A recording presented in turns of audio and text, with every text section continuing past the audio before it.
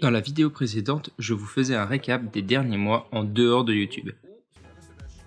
Puis, direction le Tessin en Suisse pour passer un bout en Italie et enfin atterrir à 2400 mètres d'altitude dans les Grisons. On est posé. Jérôme, il est au chaud, il est content. Oui.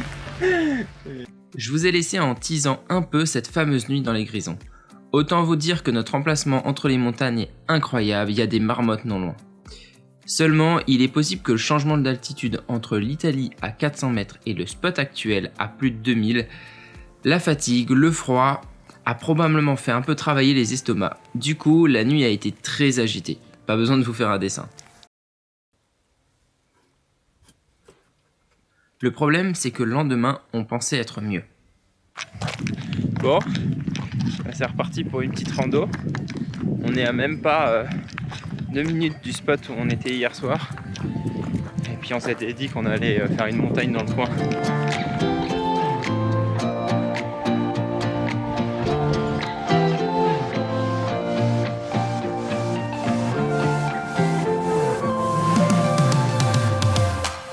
Du coup, vous voyez la montagne qui se trouve juste là. Bah, nous en fait on est derrière de l'autre côté. Et là on est monté à pied pour aller voir comment elle est. Et effectivement c'est juste impressionnant. On va se poser 5 minutes ici, profiter un peu de cet instant magique au milieu des montagnes. Puis après on va aller se trouver un petit endroit pour bivouaquer, pour se reposer. Aujourd'hui ça va être une journée off parce qu'on est vraiment crevé.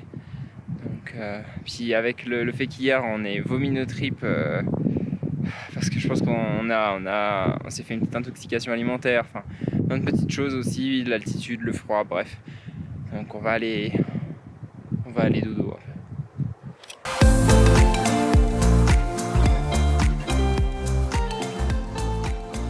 Une pause qui nous a fait du bien, puisqu'à 15h, on quittait déjà notre spot de repos.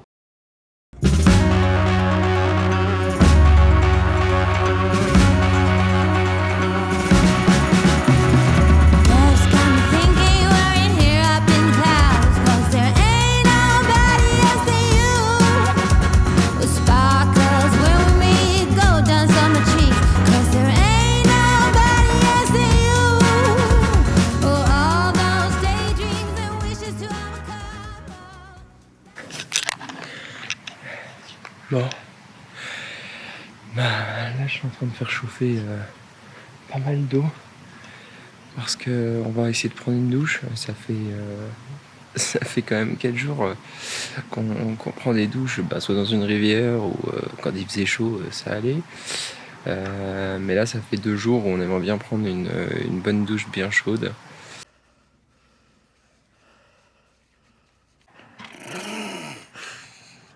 Il fait super chaud.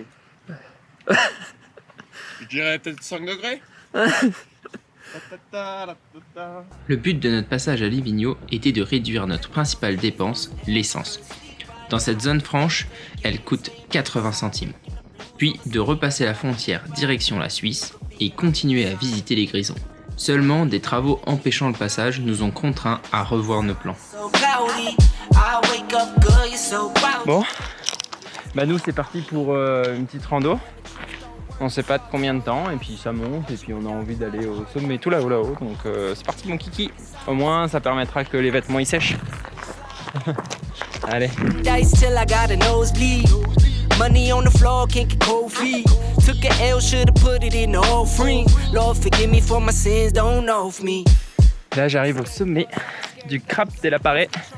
Je sais pas si on dit comme ça, Crapé della Pare. Et 2390 mètres. On est parti bien bas. Pas mal de dénivelé et ça montait raidos. Et on l'a fait en 50 minutes. Et je vais vous montrer le panorama, ça vaut clairement le coup.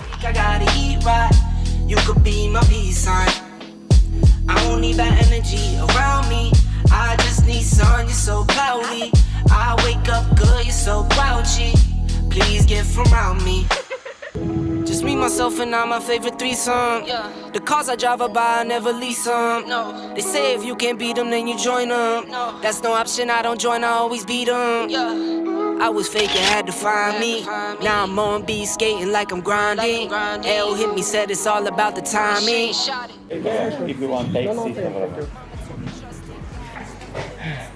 Si tu veux une pizza à 15h à Livigno, c'est un peu compliqué.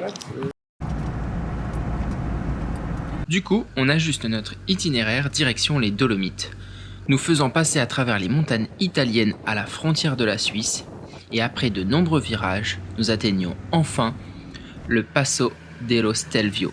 Monsieur Bêche, à quelle altitude sommes-nous actuellement? Oh, on va pas tarder à taper dans les 3000. Par contre, si jamais, là on est en Italie, mais là tu peux voir la Suisse, tu vois. Ok. Nous sommes actuellement à 2536 mètres d'altitude. Nous approchons tranquillement des derniers névés de l'année. Oh, des névis. On les retrouve, ça nous rappelle la Corse. Ça nous fait très plaisir.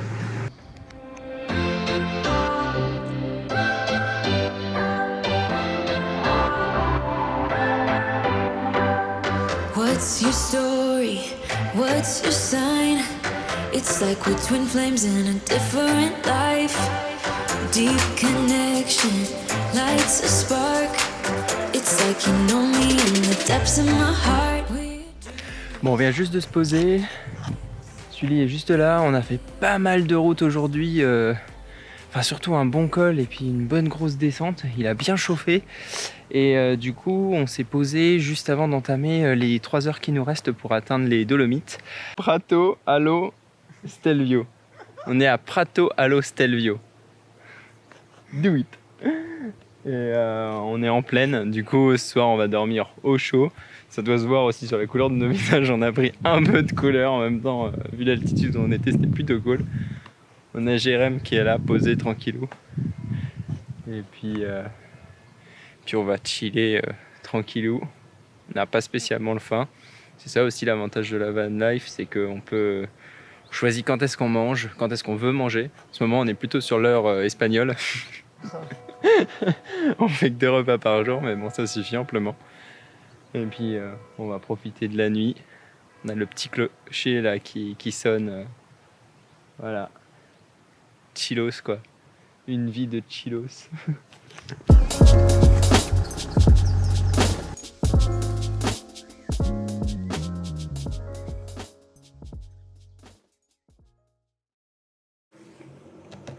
Bon, du coup là on s'est arrêté pour prendre de l'eau, on est reparti direction les Dolomites.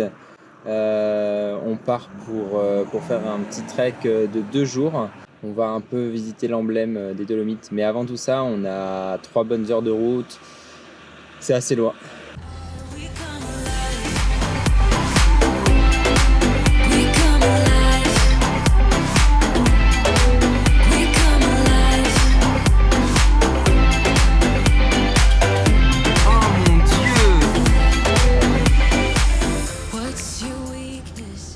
Ok, du coup, on est au lago di Antorno et on va aller au Tresime dormir ce soir. C'est pour ça qu'on est parti pour un petit trek de 2 jours, direction les sommets les plus connus des Dolomites.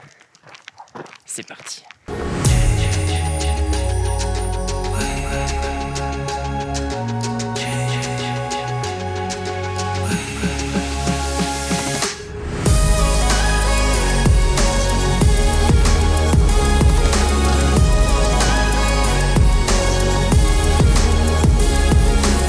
On est arrivé en haut, on voit les Tresime qui sont juste derrière nous et il y a le refuge qui est en bas. On avait suivi un blog et un article qui disait qu'il fallait dormir en bas, que ça prenait 3 heures et tout depuis le lac. Si vous êtes assez sportif, et moi ça fait un petit moment que je peux faire de sport, vous allez le faire rapidement, sinon vous allez le faire vraiment tranquillement. Et en fait, de l'autre côté, vous avez une vallée là-bas et je trouve que c'est super sympa. Je pense qu'on en a pour moins d'1 heure parce que c'est de la descente et c'est du plat et on va pouvoir aller camper là-bas. On pourrait le finir aujourd'hui, franchement on pourrait le faire en 1 journée. C'est pas le but, c'est pas ce qu'on voulait, donc on va y aller tranquillement et puis voilà, on va se faire plaisir. Guillaume, Ouais. j'en avais plein les mirettes.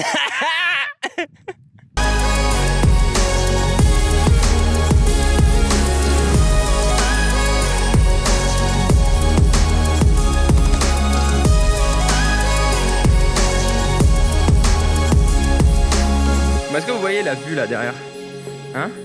Voilà, avec Jérém, on a essayé de tracer à travers champs, comme d'habitude, pour trouver un spot de bivouac. Je dois être en gros plan là, peut-être, ouais. Et ça, c'est un marécage, Jérém. Et du coup, là, on a trouvé un truc super cool. Parce qu'on aura les Dolomites demain matin face à nous. La petite tente qui est posée. Les 3 sommets, super méga connus, des Dolomites.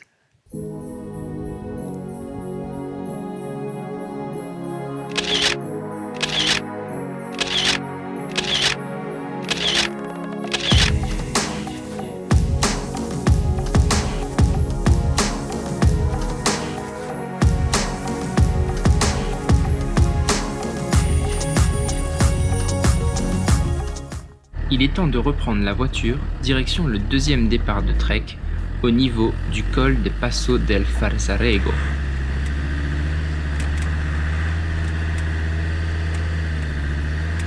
Et c'est reparti pour un trek de 2 jours. On va voir ce qu'on va faire. On va à quel refuge en premier, Guillaume? On va au refuge de Lagazzuoi. C'est ainsi que nous entamons la première montée vers le refuge Lagazzuoi dans d'anciens chemins creusés dans la roche par les soldats italiens lors de la Première Guerre mondiale.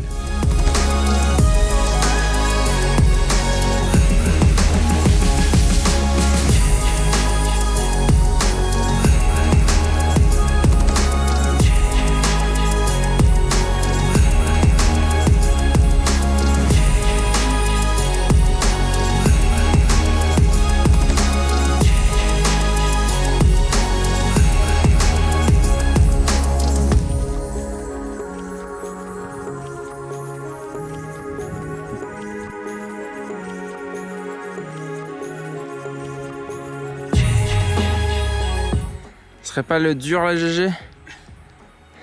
Bah, le dénivelé pour après 16h30, il faut mal. Surtout après une galerie de 700 mètres de haut. Ah, c'est clair.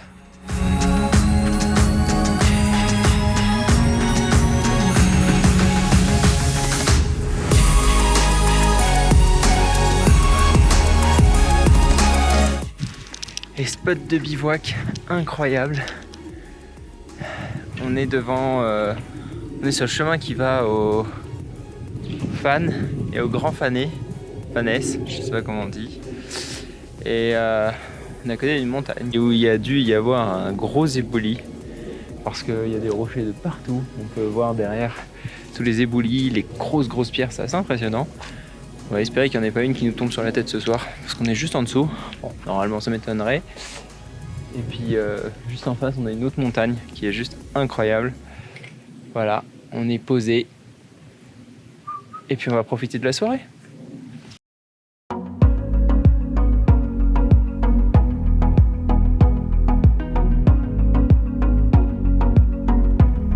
Direction le Lago di Bré, notre destination finale.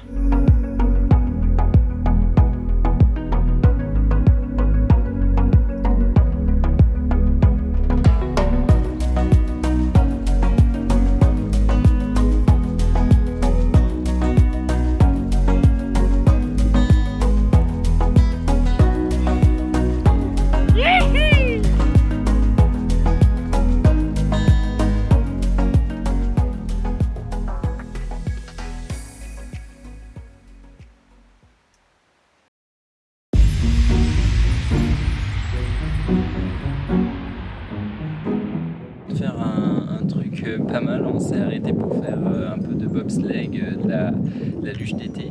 C'était pas mal drôle, tout simplement parce qu'en fait on a 3 heures de route, même par les petites routes pour aller en Slovénie.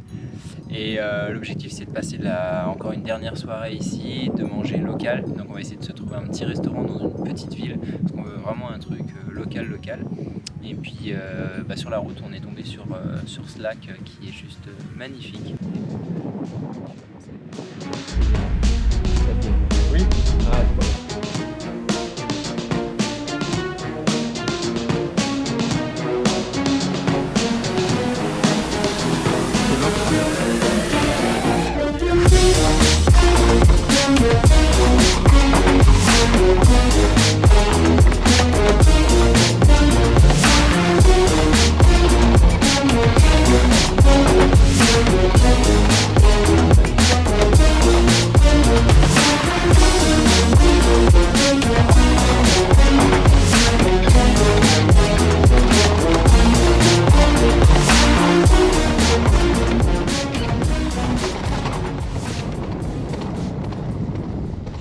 Malheureusement, je n'ai pas filmé le restaurant et j'ai pour preuve cette seule photo d'un délicieux repas qui venait clairement du jardin d'en face.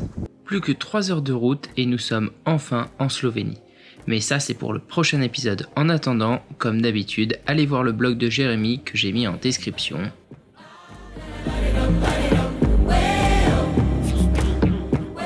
Un like, un abonnement. Et sur ce, je vous dis à la semaine prochaine. Tchuss!